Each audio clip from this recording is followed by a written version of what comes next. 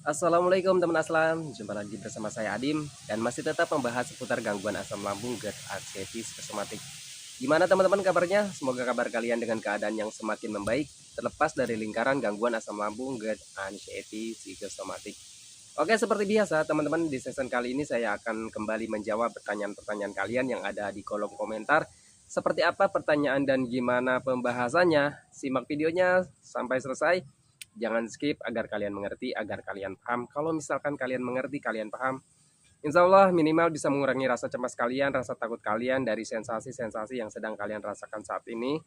Dan buat kalian yang baru bergabung, seandainya kalian mau bertanya tentang seputaran gangguan asam lambung, GERD, anxiety, psikosomatik, alangkah lebih baik kalian itu simak dulu video-video saya yang terdahulu, karena saya itu sudah banyak sekali upload video tentang seputaran gangguan asam lambung, GERD, anxiety, psikosomatik dari berbagai macam sensasi dan gimana cara menangani setiap sensasi yang hadir. Video-videonya sudah ada, silahkan kalian klik aja foto profil saya, masuk ke bagian reels ataupun ke bagian short ataupun ke bagian video ya, kalian scroll saja sampai ke bawah, sesuaikan saja videonya dengan sensasi yang sedang kalian rasakan.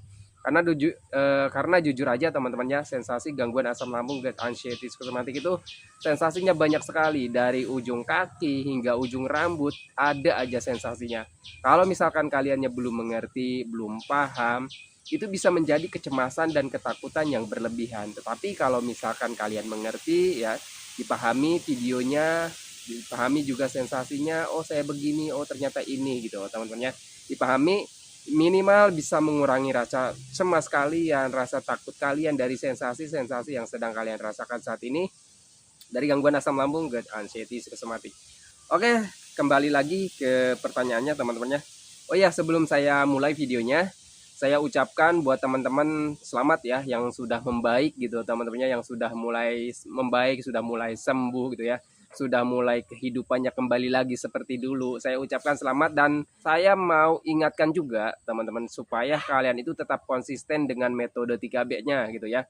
Metode 3P-nya itu harus tetap dijalankan walaupun kalian sudah merasa membaik, sudah merasa sehat, sudah merasa sembuh, sudah tidak ada sensasi lagi. 3P jangan pernah dilupakan gitu teman-temannya. Mau gimana pun keadaan kalian, 3P harus tetap diterapkan di kehidupan kalian. Karena apa? Karena untuk gangguan asam lambung dan anxiety psikosomatik ini bisa kambuh kapan saja teman-teman ya, kapanpun gitu ya. Kalau misalkan kita langgar 3P-nya dengan lama gitu teman-teman ya, mengabaikan lagi pola makannya, mengabaikan lagi pola hidupnya, mengabaikan lagi pola pikirnya, ya lambat laun kalian akan kembali lagi mengalami sensasi-sensasi dari gangguan asam lambung dan anxiety psikosomatik gitu ya. Oke, perlu digarisbawahi juga teman-teman ya, saya itu bukan dokter, saya itu bukan ahli obat, saya itu bukan ahli herbal, saya itu bukan ahli hipnoterapi, saya itu cuma orang yang pernah mengalami sensasi-sensasi gangguan asam lambung, GERD, anxiety, psikosomatik ya. Jadi untuk masalah obat, masalah herbal ya, untuk masalah obat saya nggak tahu sama sekali obatnya harus gimana, harus apa gitu teman-teman ya. Nah, kalau misalkan masalah obat, kalian cek aja ke dokter, nanti kalian akan diresepkan obat. Ya jujur saja saya juga waktu terkena gangguan asam, GERD, anxiety, psikosomatik itu hampir 8 bulan teman-temannya berobat kimia ya. Belum lagi berobat-berobat alternatif, belum lagi herbal-herbalan. Tapi yang saya rasakan itu tidak sembuh teman-temannya. Saya sembuhnya justru menjalankan metode 3P gitu teman-teman. Oke, kembali lagi ke pembahasan teman-temannya, ini jadi panjang lagi nih, ini waktunya sudah sore soalnya, takut nggak keburu ya. Oke, pertanyaan yang pertama, Bang, makan sudah enak, terus juga apa ini, makan sudah enak tapi kenapa masih ada sensasi? Nah, sebenarnya untuk makan sudah enak ya teman-teman, terus juga berat badan sudah naik, itu sebenarnya pencernaan kalian itu sudah mulai membaik, sebenarnya sudah sehat. Kenapa masih mengalami sensasi? Nah, ini tanda yang harus dipertanyakan juga. Sensasinya itu sensasi psikis apa sensasi medis ya teman-teman. Nah, jadi harus dipahami sensasi psikis apa sensasi medis. Kalau misalkan sensasi medis biasanya nih, kalau misalkan pencernaan sudah membaik ya teman-teman, ini pengalaman saya ya, pencernaan kita tuh sudah membaik. Apa sih tandanya pencernaan sudah membaik? Nah, yang pertama dari kita makan ya. Kalau misal kita makan sudah mulai enak, sudah mulai banyak porsinya, berarti pencernaan kalian itu sudah mulai membaik. Terus juga dari BAB ya, kalau misalkan BAB kalian itu sudah tidak mencret lagi ya, terus juga tidak sembelit lagi, terus juga teksturnya sudah mulai normal seperti sebelum terkena gangguan asam GERD anxiety, terus juga durasinya sudah mulai normal juga, mungkin 1 hari 1 kali ataupun paling paling ini ya 2 hari sekali gitu teman-temannya, paling sembelit gitu ya, paling apa ya, paling minimal gitu ya, 2 hari sekali, yang bagusnya itu 1 hari 1 kali gitu teman-teman. Nah kalau misalkan BAB kalian sudah bagus, sudah normal, terus juga makan sudah mulai banyak ya, sudah mulai enak ya, berarti pencernaan kalian itu sudah sembuh gitu ya, sudah normal. Tapi kenapa masih mengalami yang namanya sensasi? Sensasinya apa dulu? Kalau misalkan sensasi medis, kalau pengalaman saya teman-teman ya, orang yang terkena gangguan asam lambung GERD anxiety itu masih sering merasa-rasakan. Kalau misalkan medis kalian sudah membaik,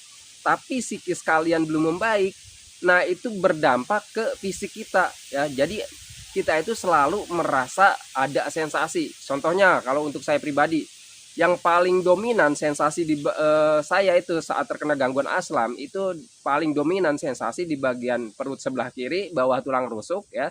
Itu nggak nyaman tuh, rasanya perih, apa ya, kayak ditusuk-tusuk, kayak dihiris-hiris gitu teman-teman ya. Terus juga di bagian ulu hati juga sering mengganjal rasanya gitu ya teman. Mempunyai ciri-ciri BAB sudah normal ya, terus makan sudah banyak, tapi saya masih mengalami sensasi di bagian sini ya, di bagian perut sebelah kiri gitu teman-teman. Nah itu sebenarnya karena kitanya masih terlalu sering merasa-rasa teman-teman ya. Itu pengalaman kayak saya seperti itu. Terus juga yang perlu kalian ketahui, kalau misalkan psikis kalian belum membaik teman-teman ya, misalkan kalian itu masih berpikir penyakit yang berbahaya, misalkan kalian masih berpikir tentang asam lambung gitu teman-teman ya, asam lambung itu berbahaya.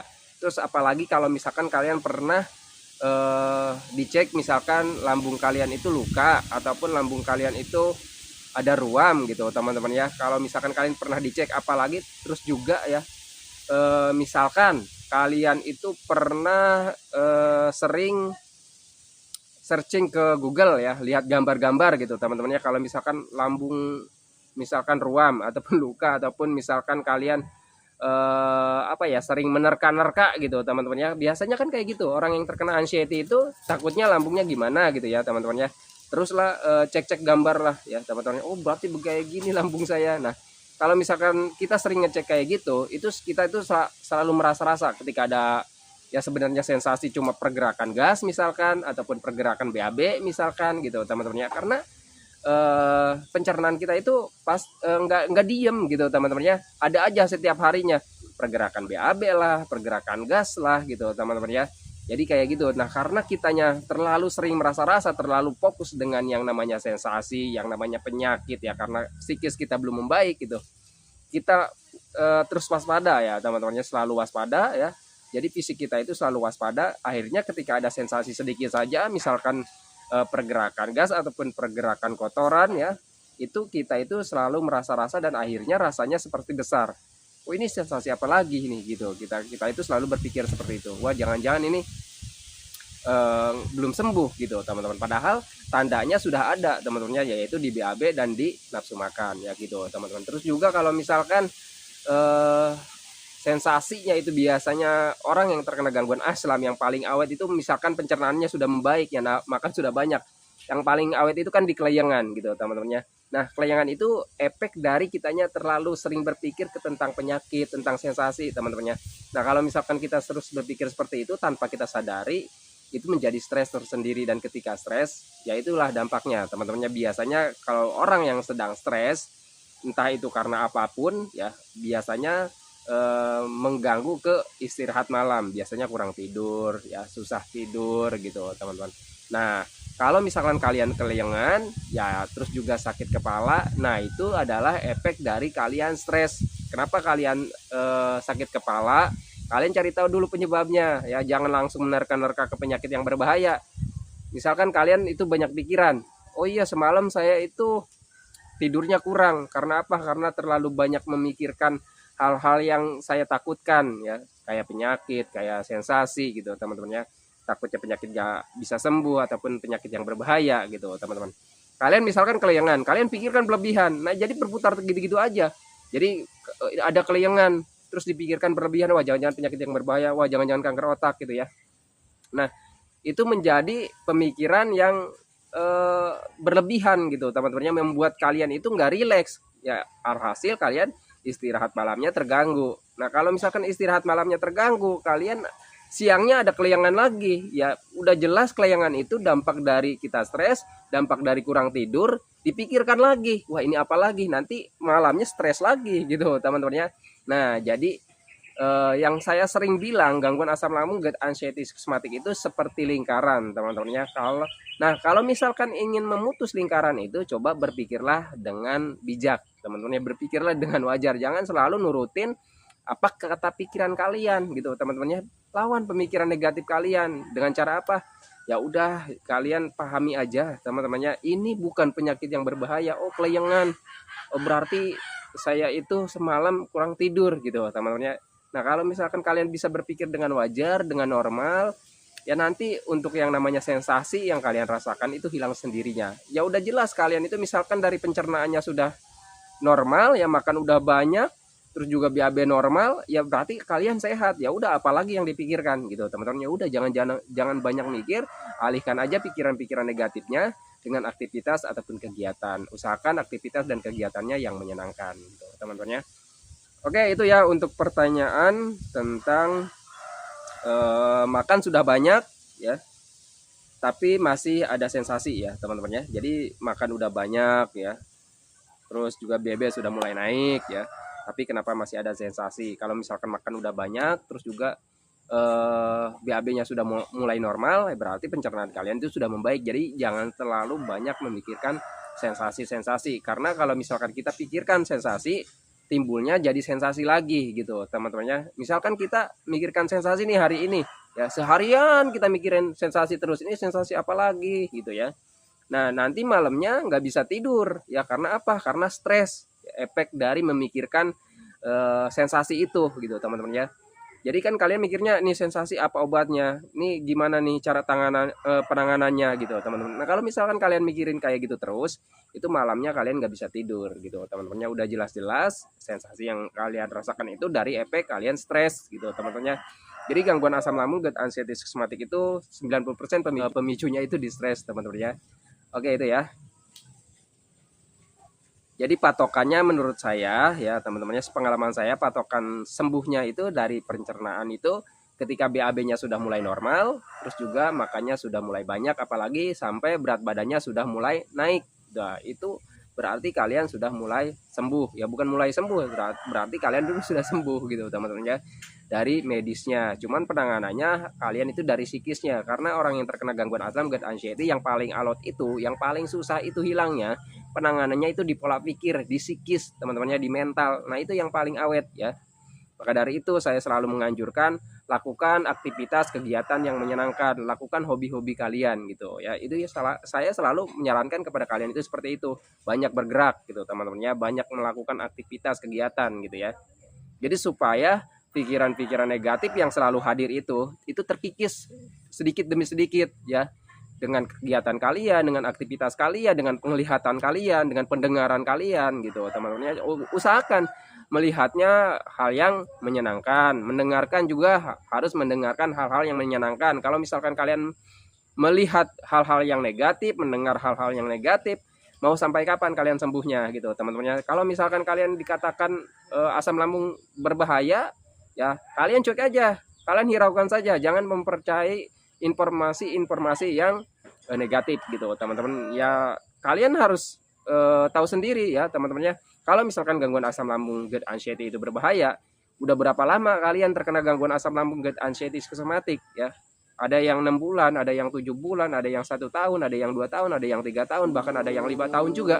Itu masih baik-baik aja teman-teman ya.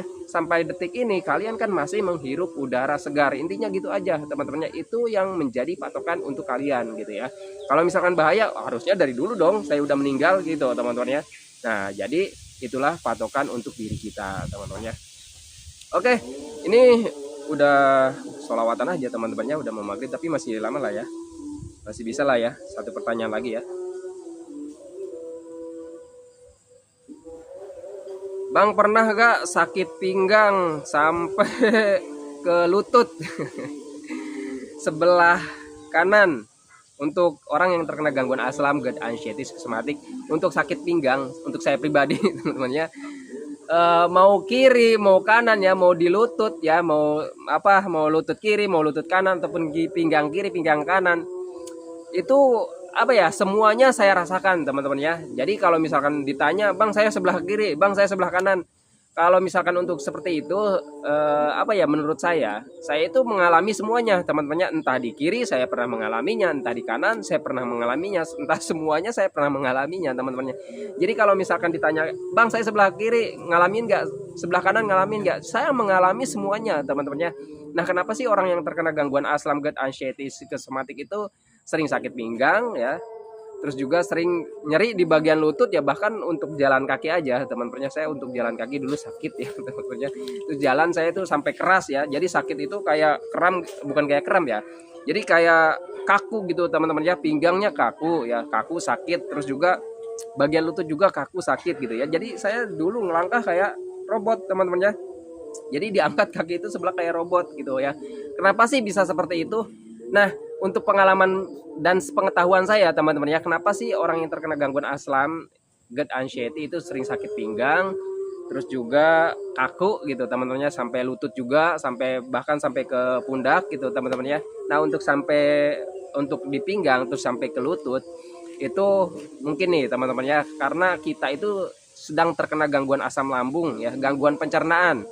Gangguan pencernaan itu menurut saya motor ataupun mesin utamanya ya teman-teman.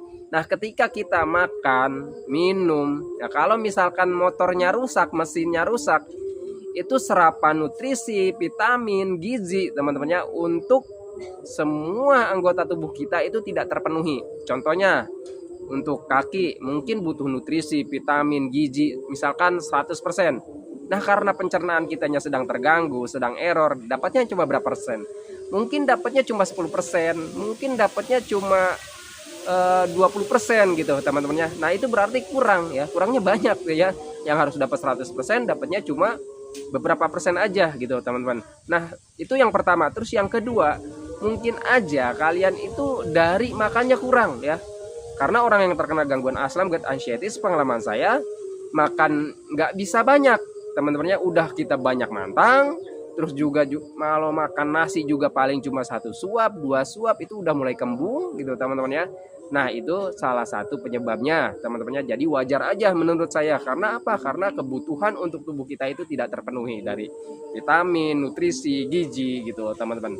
Terus gimana bang caranya? Untuk saya pribadi teman-temannya, ragam makanannya saya tambah teman-teman. Yang pertama dari sayuran kayak wortel, labu siam, terus saya itu konsumsi buncis ya. Ya mungkin buat kalian ada yang cocok ada yang enggak, intinya perbanyak aja gitu teman-temannya, makanan-makanan yang bervitamin, yang bernutrisi gitu teman-teman.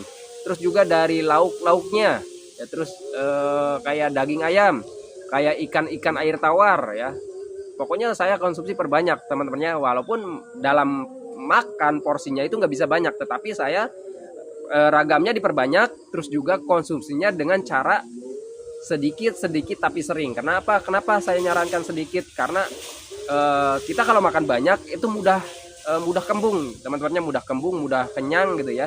Makanya saya dulu itu makannya sedikit tapi sering. Kayak wortel, saya itu sering wortel itu saya buat cemilan.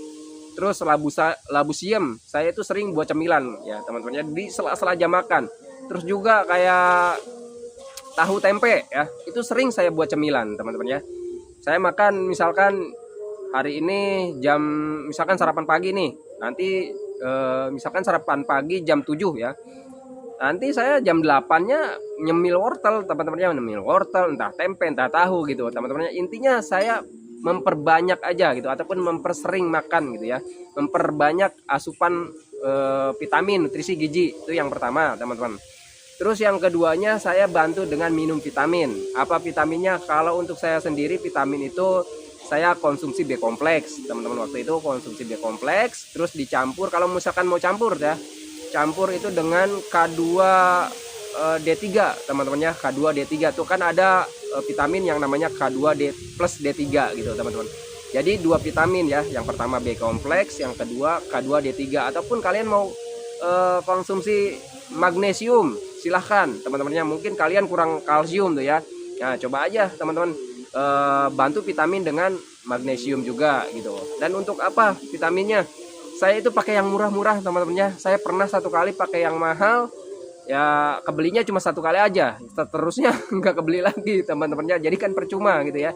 Kita mending beli yang murah ya, tapi kita konsumsi dengan jangka panjang bisa gitu teman-teman, daripada kita beli yang mahal, belinya satu kali aja gitu ya.